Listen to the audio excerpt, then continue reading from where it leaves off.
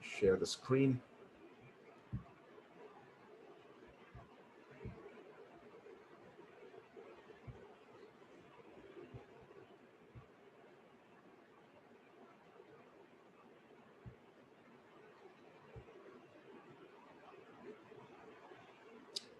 Okay, so in this course, we are talking a lot about non-market institutions, right? Uh, in a modern market-based capitalist economy with a strong judicial system where contracts are enforced quite rigorously and where property rights are very well defined and also enforced, we are in a sort of a classical Walrasian world, right? And your free markets, competitive markets. Um, we know that world, right? And we know that, if markets don't achieve efficiency, why that happens? It's because of externalities, public goods, etc., and some informational problems. But in many contexts and societies, if you go back to the past, or even today, if you look beyond the more prosperous countries of Europe and America and so on, the conditions are not quite right to apply some sort of Walrasian analysis, right? For example, you can't have contract enforcement can't be taken as a given. Now, if you're buying and selling stuff like, you're selling bread in the market and buying bread in the market, I mean, the exchange happens at the same time. The seller gives you bread, you give the seller money, you're done, you go home. So the demands on contractual enforcement are not that high. Although one could, you could grab the bread and then run away without paying, or the other way around. So still there's some scope for dispute, but it's still limited. But a lot of transactions don't happen at the single point in time. A classic example is credit. You borrow money, right? You're supposed to pay it back weeks or months or years later. What if you don't? What if you disappear, take the money and run? Yes. So many transactions of that sort require a legal and institutional support system. Otherwise, they're not possible. Otherwise, there will be too much opportunism. And so lenders won't lend the money in the first place because they're afraid of default. They're afraid of losing even the capital, even the principal. So if you go back even to medieval Europe, for example, yes, the court system wasn't that strong. It's nothing like today's capitalist European countries. The scope for this sort of opportunism was widespread. Does that mean that exchange and didn't happen, that everything broke down? No, obviously not. So one sort of line of inquiry is to try and understand, when contract enforcement was weak, when the judicial system was not very strong, people couldn't be taken to court for violating their contractual obligations. At that point, in that sort of scenario, how did things function? What are the mechanisms which made sure that exchange took place, commerce took place, prosperity progressed, and so on? And it's also applicable to the world today. It's not that certainly in developing countries, if you think of India, going to court is costly, time-consuming. The laws are convoluted. There's no guarantee that the justice will be delivered, that the rightful party will win. And even if he wins, it'll probably take a lot of time and money. So we have weak contract enforcement. Okay, so one mechanism that we know from game theory is repeated games. As we know, in repeated games, if you're playing, let's say, a prisoner's dilemma, in an infinitely repeated game, if players are patient enough, discount factors are high enough, you can still have cooperative equilibrium, right? So cooperation is not imposed by some outside party like the state, uh, contracts become self-enforcing. And that's a very important concept, that in these kinds of environments where enforcement is weak, where the legal system is weak, uh, contracts can still be, they can work, but they have to be self-enforcing. It has to be in the incentive of every party to the contract to adhere to it, to respect it. Okay.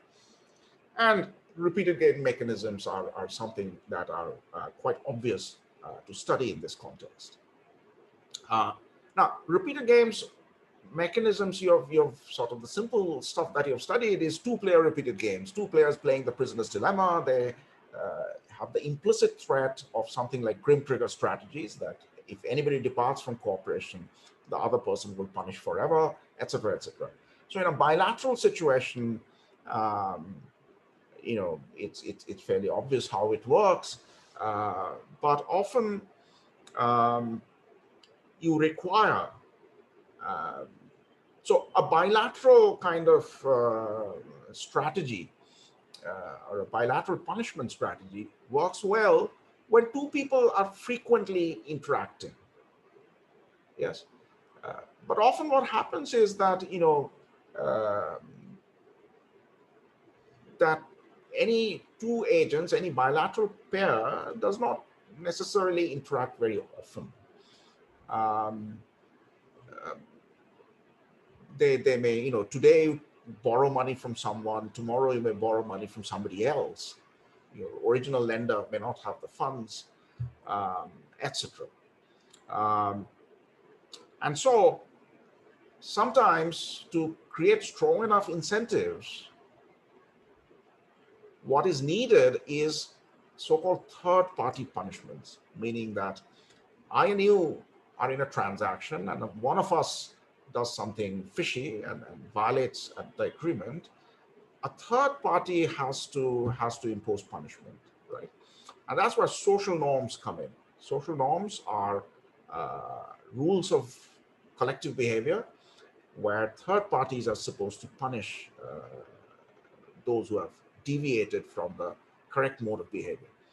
Okay, now that's all very abstract. Let me gradually make it concrete. So I'm going to talk about this paper by Avner Greif from 1993, which is a nice combination of economic history and game theory. Yes, the game theory is not terribly complicated. He does it with very simple models, but he draws a lot of the material from uh, medieval European history. And he's focusing in this paper on a group of traders or merchants. They're Jewish merchants called the Maghribis. They came from the Maghrib, which is a region in Europe. And so these Maghribi traders, um, they were a small community, but they were dispersed all across Europe. There were some in Spain, some in Italy, some in France. Um, and they were a tightly knit social group in the sense that there was a lot of communication between them. Okay? So there were medieval Jewish merchants with strong social links. Um, Now, these traders, they had to employ agents to accompany their ships. So they would ship, let's say, they'll get goods from the Middle East, bring it to a port in Europe and sell it there, and then take stuff from Europe, ship it to the Middle East, and so on. Now, whenever they sent out a merchandise ship, they had to employ an agent to supervise the whole thing, to supervise the sale, collect the money, bring it back, show the accounts, etc. Now, of course, that opened them up to being cheated on, right? So, what's the guarantee that an agent stakes a ship to another country, sells stuff there, earns a lot of revenue, but then disappears with the money or doesn't pay it back for it? They could misrepresent prices, they could embezzle funds, they could do it in a variety of ways. Now, one of the norms or customs which the Maghribis had is that if one of them in any country um, had some financial malfeasance by his agent, right?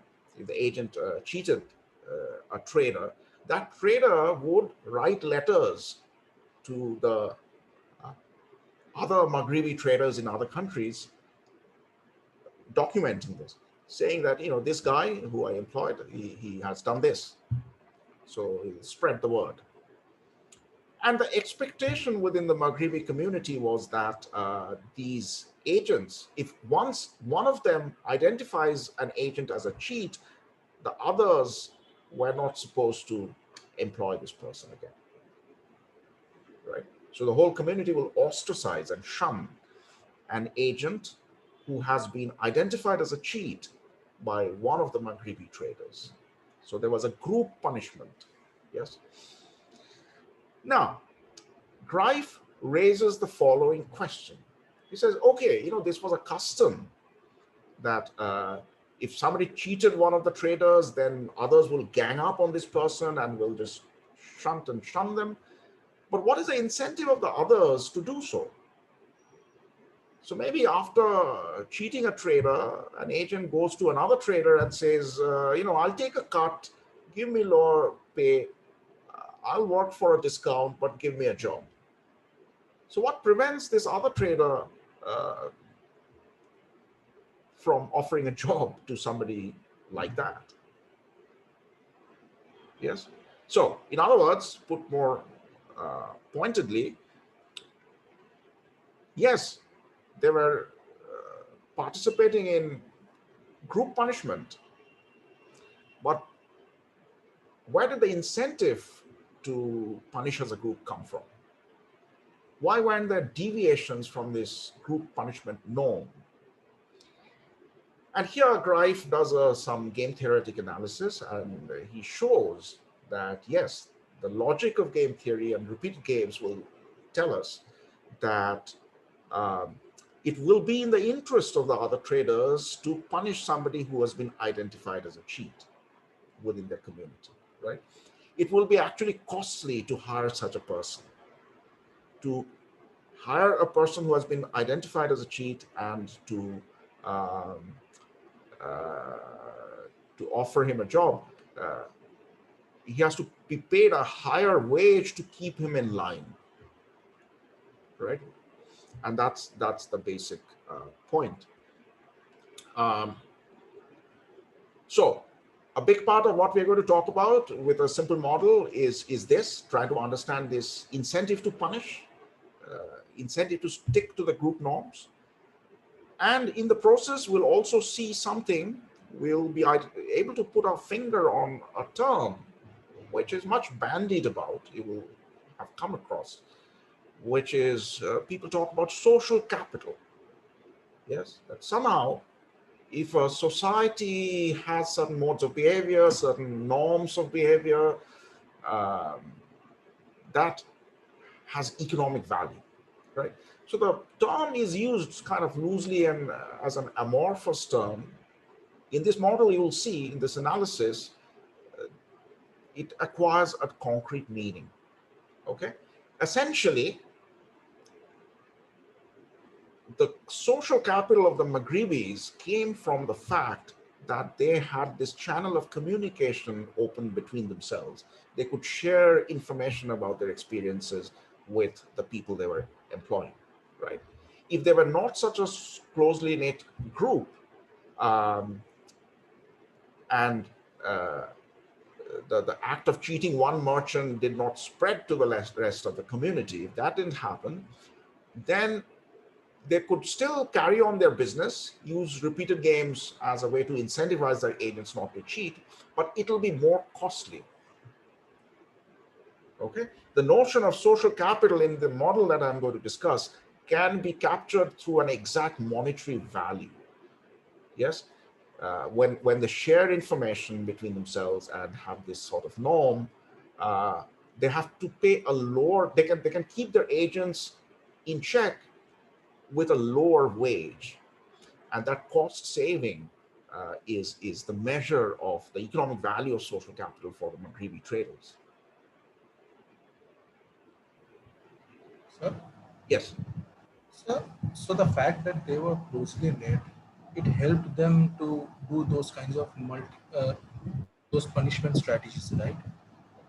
the fact So, that they were, so the fact that they were closely knit, yes, the Jewish, helped them basically come to the conclusion that they could collusively punish that area. right. But does those kinds of strategy also help again forming the closely knit structure among a community? So Because there can be a it's feedback loop. That's right. You know, the fact that there's some economic value being derived out of the network could in turn reinforce the network, right? Everybody might think that, well, uh, I don't like sending out these Hanukkah cards or whatever every year. What a pain. But well, I better be integrated into this network because there's some business benefits coming out of it. I mean, this is not to say that people are only motivated by money, but it is.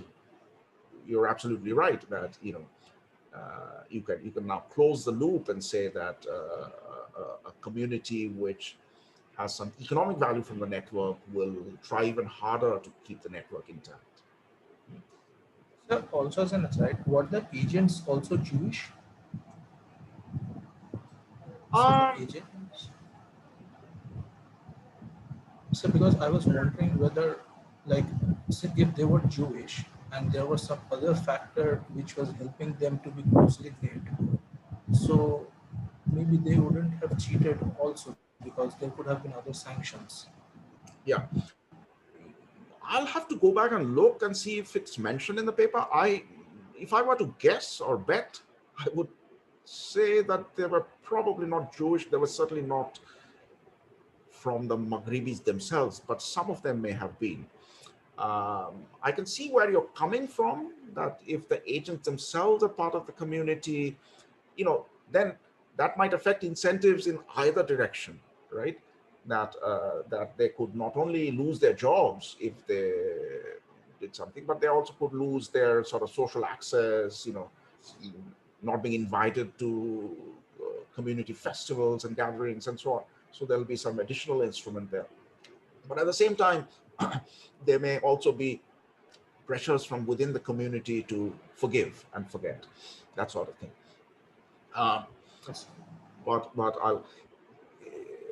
in some of the stuff that I'll discuss, I'll what this model captures is one particular aspect of social capital. Okay, I have planned to give one or two lectures on microfinance, which I'll probably do next week, and there you will see that how um, yeah, I mean, this social capital can come in a multitude of ways, right? And so therefore the people interacting, whether they belong to the same community or not, can make a big difference. But Thank you. more later as we go along. Yeah. Any other questions? Okay, so let me get to the model. So we have an infinite horizon model. Yes. uh, Common discount factor delta. Let's not give different discount. Everybody has the same discount factor, delta less than one. There are m number of merchants and a number of agents. These merchants are the bosses. They are the Maghribi traders. We'll assume m is less than a, so the jobs are scarce. Yes. So all the potential agents won't get jobs. Some of them will get rationed and have to sit out. Um, Now, the merchant, when he's sending a ship, he has two options. One is that he can go himself, right? But of course, these are medieval times. Ships took months to come back from a trip, so it's costly.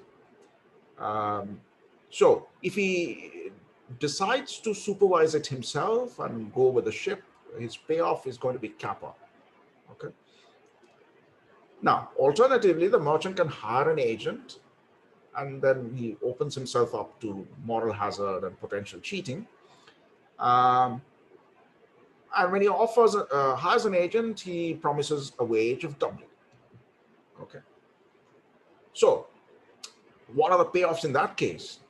Well, there are two situations. One is where the agent acts honestly, okay, goes with the ship, sells it off, brings back the money, doesn't try to cheat. In that case, their payoffs are gamma minus W and W respectively. So W is the agent's payoff, gamma minus W is the merchant's payoff.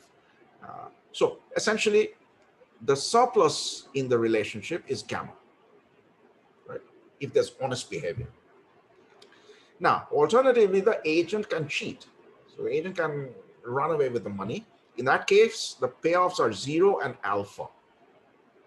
Okay, so if the agent tries to capture everything, he gets alpha. Now, alpha is going to be assumed to be less than gamma. So there's some deadweight loss of cheating. Cheating is, it reduces the surplus. You can think of, special effort has to be made to conceal it, etc., etc. So there's a whole bunch of reasons you can think of why surplus is not the same when the agent is being dishonest. It's less. Now, the agent's reservation wage, the agent, instead of being an agent on these ships and these tours, can take up a job in the local shipyards or docks or what have you. So his outside option is the wage W bar. So he has to be given at least that wage, right? If there was no moral hazard, if the merchants could somehow press a button and solve the moral hazard problem and or if the courts were very strong. So anybody who tried to cheat won't be able to do so because the courts and the police will prevent that. They'll come and throw them into jail and capture what they have cheated.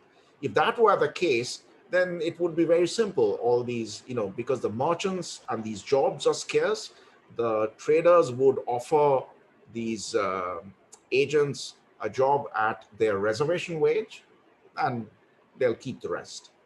Okay? But the moral hazard problem has to be solved because it's medieval Europe and courts are not strong.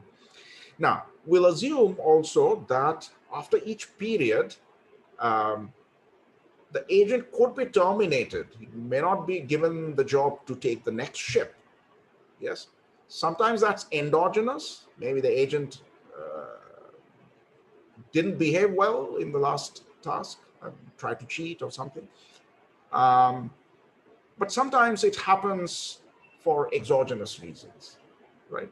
Maybe the merchant moves to another country and then they have to break up. Yeah.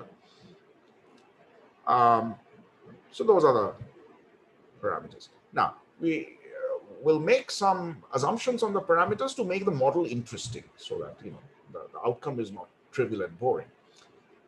These are the three parametric assumptions. First of all, we'll assume cooperation is efficient. So if the merchant took the ship himself, this will be the total surplus, right? The merchant earns this payoff kappa, and a potential agent just works in the docks and earns this minimum wage. So this is the total surplus. If the agent is hired to take the ship, the total surplus is gamma, and that's higher, right? So the efficient thing, the first best thing, is that the agents are hired to take the ships. Now, this is the second assumption. Gamma is higher than alpha, and alpha in turn is greater than reservation wage. So this means that alpha being greater than the reservation wage means that if the agent was paid the reservation wage, he'll be better off cheating, right? So that's why cheating is tempting. But cheating creates a deadweight loss, as I said. Right? It reduces the total surplus from gamma to alpha. And finally, one way in which the merchant can stop cheating is to give the agent a wage which is just as good as cheating. Whatever he could earn by cheating, pay him that wage. Then, then he does no reason. Then he has every reason to come back with the goods. but that is too much. So this assumption guarantees that if the wage you have to pay is as high as alpha, right, then what remains for the merchant is less than kappa. So in that case, if the merchant thinks that the only way to discipline the guy is by paying him uh, what he could steal, then he will decide to go with the ship himself. So these are the three assumptions. Questions?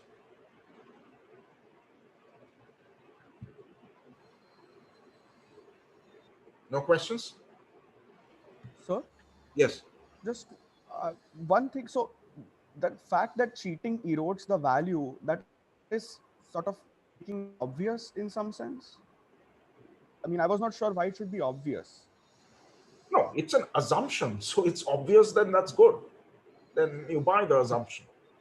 It's not a result. It's not something which is derived. It's something we are Yes. assuming.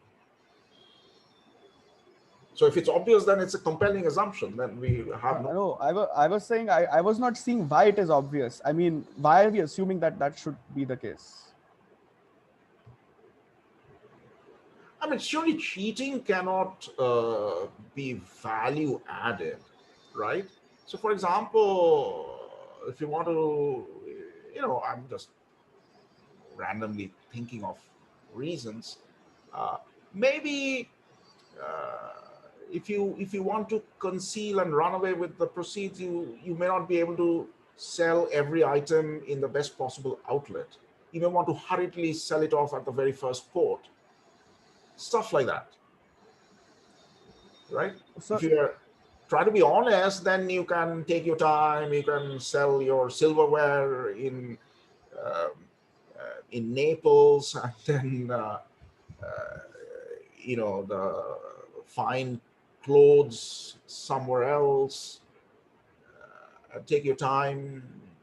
But if you're just doing something sneaky, you may want to do it hurriedly, and that may reduce the revenue. So I was just hoping that whether the sort of kind of punishment effects that we are trying to capture, they may endogenously explain why the value of uh, the good becomes lower if you cheat, because maybe you could get punished, but You that's not. can enrich the analysis and create all kinds of feedback loops, but let's start simple, and let's look at. So if I follow Grive's script, no such linkage exists. It's just assumed that for non-modeled reasons, gamma is strictly higher than alpha. We can think of reasonable stories why that might happen, at least to some degree. Yes. So could you please explain the third assumption once more? The third assumption is saying that, see, there's one brute force way of solving the moral hazard problem. Okay, so here's the tension for the merchant. The merchant wants to keep costs down, right? The merchant is bleeding heart. So ideally, what he would like to pay is the minimum wage, W, right? What this guy could earn in other jobs in the dock, that's what he would like to pay. But then he may not be able to stop him from cheating. Okay, so he may want to pay a more generous wage. Now, how much more generous? Okay, now one way to guarantee that. So you're hiring an agent, and the agent in other jobs could make 10,000 rupees a month. Okay, so you're tempted to offer 10,000. Why do you want to pay more? But then you're afraid he'll cheat. Then you can ask the question, well, if he cheats, how much money will he make? If he takes my stuff, sells it, and pockets it himself. And then maybe the answer is 1 lakh rupees, right? So one way in which you can stop him cheating is to promise him a salary of 1 lakh rupees. That if you bring back the goods and the money, I'll pay 1 lakh rupees. That'll stop cheating. But what this assumption says is that it's too expensive. So the merchant would search for a solution which is in between 10,000, the lowest possible wage, which will make the job acceptable, and 1 lakh, which is the money he could make by cheating and um, uh, taking all the money, right? So that's what this is saying, that if the only way to stop cheating is to pay him the 1 lakh, or the money he could make from cheating, then the merchant will throw up his hands and say, this is too expensive, I'll just go with the ship myself. And that's what this inequality guarantees. Got it. Got it. Yeah. Kappa is how much his profit would be, his payoff would be if he goes with the ship himself.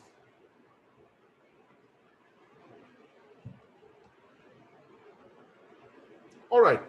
So, is there a question? Yes, sir. Yes.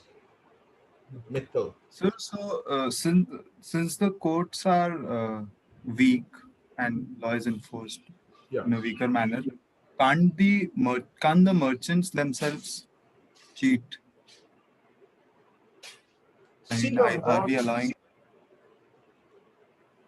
like not pay the wage? Yeah, yeah. Yeah, I mean, that's a possibility. But the merchants being big players, right? So we are not going to bring that into the analysis. Let's just assume that there's no double moral hazard. There's no moral hazard on the part of the merchants. Now, if you want to ask still the question, what guarantees? Let me give you hand waving answers. The merchants were big entities. They were very prominent people. Yes. So if they started violating their contracts agreements, then they would probably, the reputation mechanism that will punish them is not hard to see. Whereas the agents are small guys, right? If they were entrusted with a very highly valuable merchandise, the temptation to make a lot of money with that and then melt into the population could be fairly strong.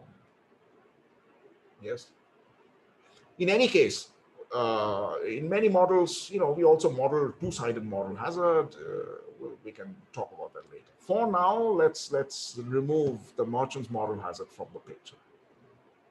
On these grounds, as I mentioned, they're very prominent big guys. Everybody's watching them, and so.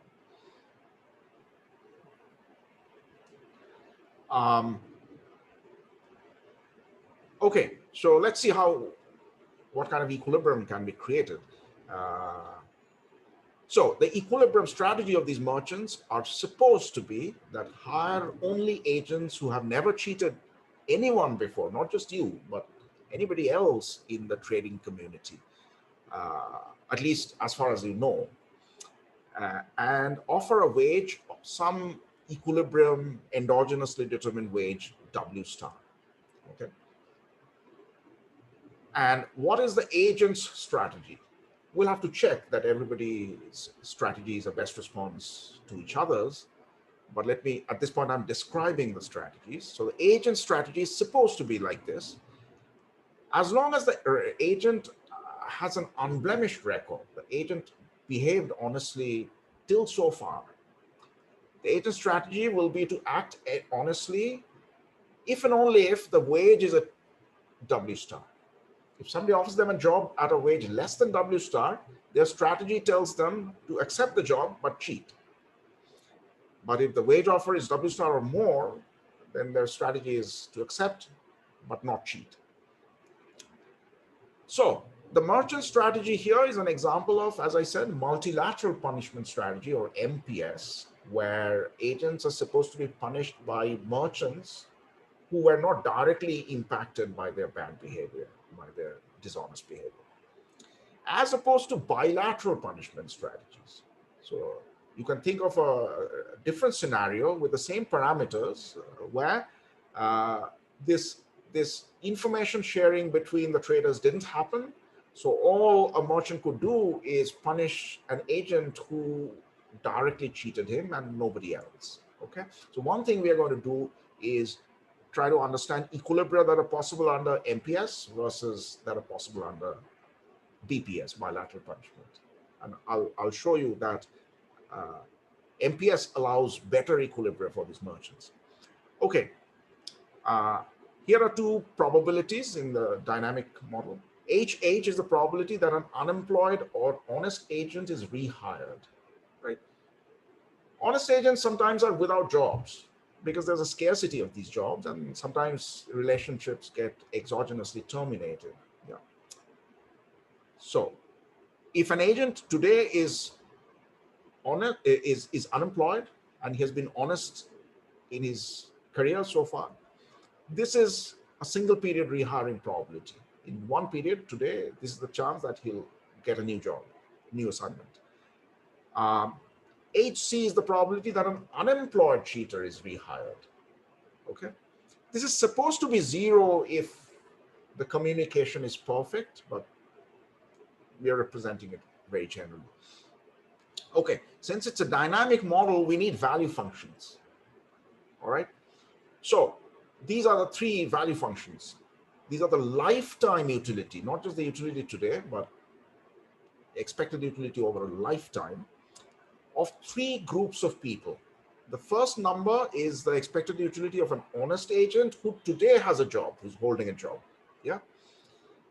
This is the expected utility of an honest agent who unfortunately is unemployed today, right? Has always acted well, but today he's jobless. So over the lifetime, what can you expect? That's this. And finally, this is the expected payoff of an agent who has cheated in the past, who has a track record, a blemish in the track record, and who currently is not holding a job. Okay, now in these dynamic models, often the way we sort of solve it is that, you know, these value functions can be related to each other in a recursive manner. Right? So one of the value functions depends on the other value functions, and then you can have a system of equations from where you can solve these value functions. So here's some of that. What is VH? VH is a guy who's always been honest so far, and right now has a job. So today, if he sticks to his equilibrium strategy, he'll earn W star, the wage. And then tomorrow, two things might happen, okay? With probability 1 minus tau, the guy still keeps his job. Tau is the probability of exogenous accidental termination, right? So with probability 1 minus tau, he still keeps his job. So entering tomorrow, his payoff is going to be again VH, his lifetime payoff, right? And we put a discount factor delta because we're talking of tomorrow. Now, with probability tau, unfortunately, he will lose his job. Yes.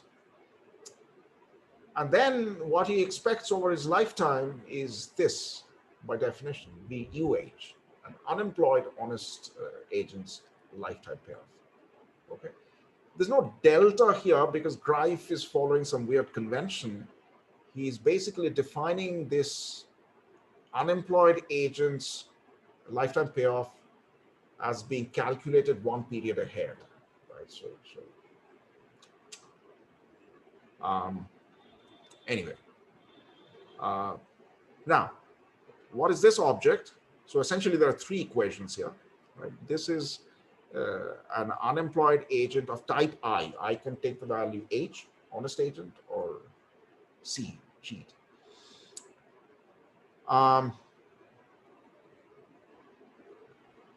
Okay, so where is this coming from?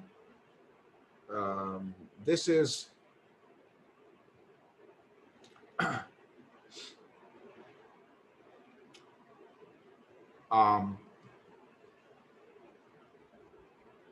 so if he's unemployed, this is the probability of getting rehired. Yes. And the probability of getting rehired will depend on whether he cheated in the past or not. Okay. So that's why H is indexed by I. And with this probability, he'll work in the docks, he'll work in the other job for this period. And next period, he'll go and start in the same position. Right? He's an unemployed agent of type I. Okay, so you have these three equations. Um, and in principle, you can solve for each of the V's in terms of the primitives. Right? 3 equations, 3 unknowns, the 3 V's, you solve for it, you get expressions for them. Now, the critical thing is the incentive constraint. Okay, I'm showing you the math. I won't get into the detail. I'll tell you the intuition behind the main result. But let's see how these models are mathematically handled. Yeah. Okay, so it's to sustain this equilibrium, an agent's no cheating constraint has to be satisfied. Okay, so what is VH? An agent who currently has a job, has an assignment, if he sticks to the straight path forever, his lifetime expected payoff is VH. What if he cheats his current boss? Okay, then one shot he'll make the payoff alpha, and then in the future he can expect this value. By definition, this is so he'll get fired from his current job immediately if he cheats.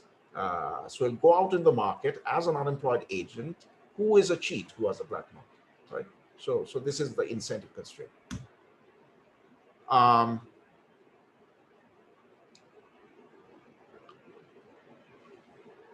Now,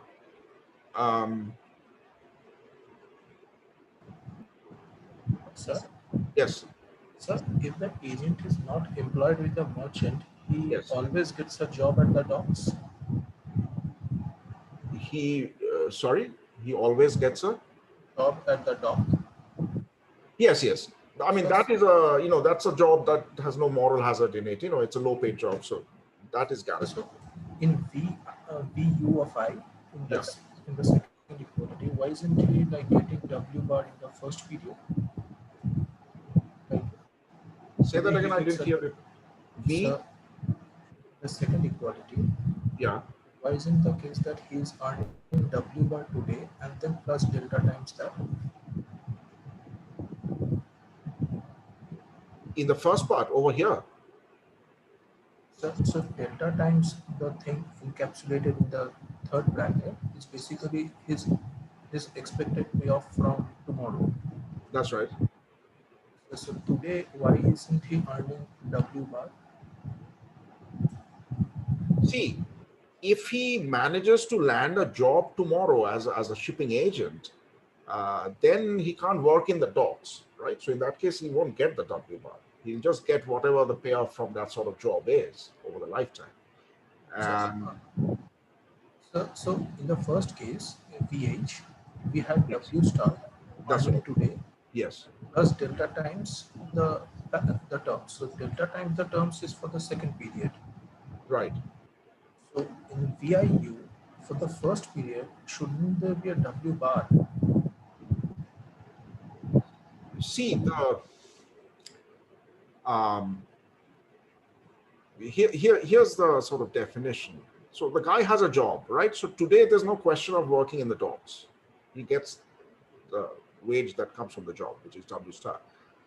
Now, then right after that, one of two things happens. One is that he retains the job. So tomorrow he expects delta VH in that case, and with probability tau, some unfortunate event happens and he loses the job for no fault of his own. Then tomorrow, I mean, I guess what is having you scratch your heads is that there's no delta sitting here. Normally you would say, okay, delta and then whatever tomorrow's payoff is. But that's where Greif has followed some weird convention, which always makes me uncomfortable, which is this object is being calculated a period in advance. So delta is already built into this thing, right? So now if you go to the second line, see the delta is built in. Whatever happens, delta is built into that. Yeah. So his wages at the docks is only relevant if he doesn't manage to immediately get rehired through some stroke of luck. Sir, Yes. So VIU is standing for the value of the game from being unemployed today, right? So from today onwards. Yeah. I think so. I think what I'm not understanding here is why is it that in the first, so when I'm computing VI sup U, why is it that I'm not accounting for the W bar that will be earned in this period, apart from the delta times all of this stuff that will be earned from tomorrow onwards in the second inequality, second equation?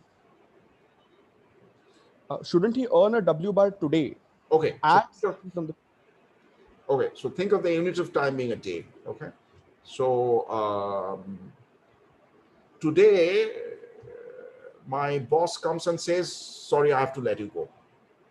Yes, and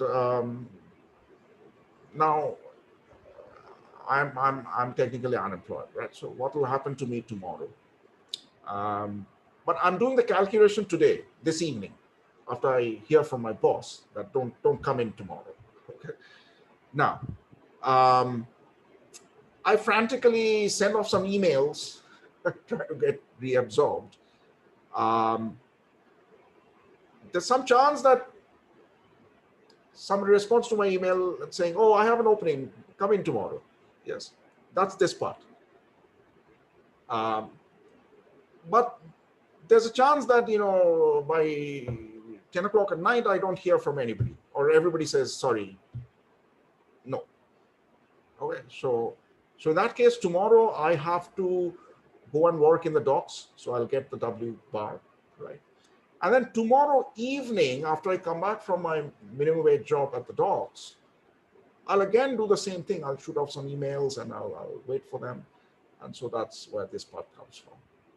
And this whole calculation is done the previous evening, so that's why the delta is attached there. Yes. So there's some chance that after getting fired, immediately you get a response to your email and you get rehired from next morning. In that case, W bar will be irrelevant. That's why it's not figuring over here. okay. Yeah. Okay. Now, the incentive constraint will be binding as usual, right? This merchant doesn't want to pay. He wants to pay just that wage, which will keep these agents in check, and it'll be in their self-interest not to cheat. They don't want to go above that. And so basically now the way you solve the model now is you treat this as equality, and you have all the V's from here. So you can throw those in, and that'll help you solve for the W star. Okay. So that's how mathematically you solve it. And you get some kind of expressions. And so the W star becomes a function of these rehiring rates and so on. Now, let's now understand qualitatively and intuitively what the nature of W star is and how it gets affected by the various parameters. So first of all, the agent must be paid a premium, right? There's no way you can satisfy the incentive constraint if you pay the minimum wage W bar. Why is that? What's the intuition? It's an absolutely simple intuition. The intuition is that W bar, the wage in the docks, is something the guy can earn any day. So if he gets hired as an agent and the merchant says, "I'll pay you just those dock wages," he'll say, "Kya hai?" Of course, he'll fire me. Nobody else will hire me. I'll work in the docks along the same wage. So you have to give him a premium. What the premium creates is that it creates a dynamic incentive that as long as I retain my job by being nice and being honest, I keep earning this premium. And the moment I get fired, and if there's a low chance somebody else will hire me, I lose the premium. So there has to be enough of a wage premium over the dock wages to keep in check this short-run temptation to take the money and run. And it can't be small. It has to be large enough to make it not worthwhile to grab that alpha this period. Yes. Now, the question is, what does this premium depend on? The size of the premium depends on what? Okay, so now let's dig a little deeper, again, in terms of intuition. What keeps the agent honest? There are two factors. First, he fears losing the premium. Right? That's what I just discussed. But also, his rehiring prospect diminishes by this amount. Once he cheats, and there's a chance that word will leak out and nobody else will hire him, that means if he lost his job due to unfortunate circumstances, not his own fault, then he has this rehiring probability, HH. If he loses because of cheating and the word spreads, then his rehiring probability is only HC. If the social norm is perfectly enforced, this will be 0. But if it's imperfectly enforced, the letters don't reach everyone, some letters get lost, whatever, then HC will still be below HH. So these two elements create the incentives to be honest. One is the premium, so the fear of losing the premium keeps him on the right path. And the other is his diminished rehiring prospect, which keeps him in the right path, right? Now, if these were not Maghribi traders, if they did not share information with each other, then this would be 0. HC would be equal to HH because nobody else gets to know. The special advantage which the Maghribi traders had is that they could create a high value for this difference in rehiring probabilities by sharing information of bad deeds among themselves. Yes? So you can look at the math, but intuitively it's fairly obvious that incentives get stronger as long as the premium gets bigger and as long as this probability gap gets bigger. And the Maghribis, due to their social capital, managed to create a high probability gap. And that's why they didn't have to pay that larger premium. Another trading group, which didn't have this information sharing, had to make the wage premium pull most of the weight because they couldn't create much of a probability gap. And that's why they had to pay higher wages. Okay. And now you can do the calculations. You can say that, so what is the value of social capital?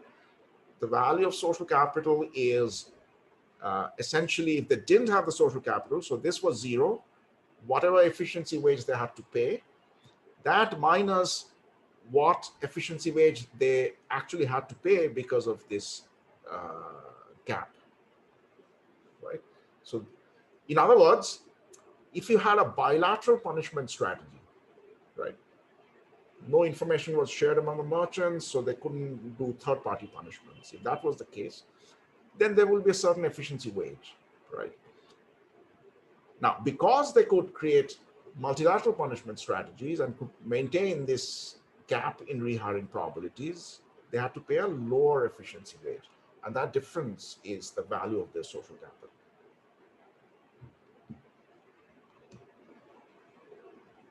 Is that clear or just went above everybody's head?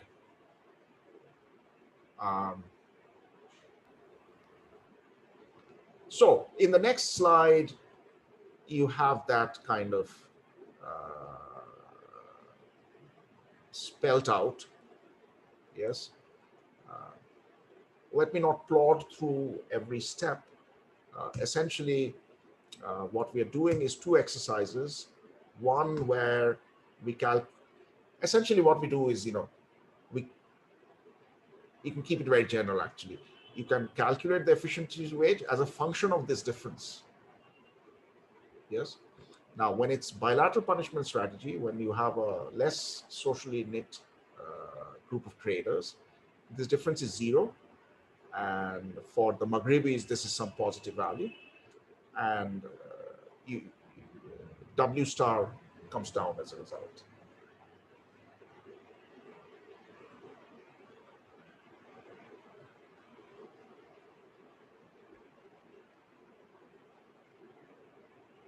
Okay. So the answer to the question, why was it in the interest of every trader to punish somebody who had cheated some other trader? The answer is, to keep the guy in line, he had to pay a higher wage. So if he had a choice between an honest agent, an agent with a completely honest and perfect track record, versus an agent who, through his letters in the social network, he has learned that, you know, he has done something bad to some other merchant. He knows that if he takes the second guy to keep him in line, he has to pay him a higher wage. Now, why is that? The rough intuitive reason is the following, that if he takes the guy with a black mark in his past, he won't be able to give him lifelong employment, right? At some point, the guy will have to go looking for other jobs. Now, nobody else will hire him, or very few other people. Everybody who knows, has received those letters, will not hire this guy. Yes? So once he loses my job,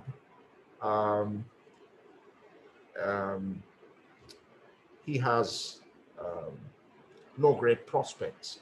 Okay.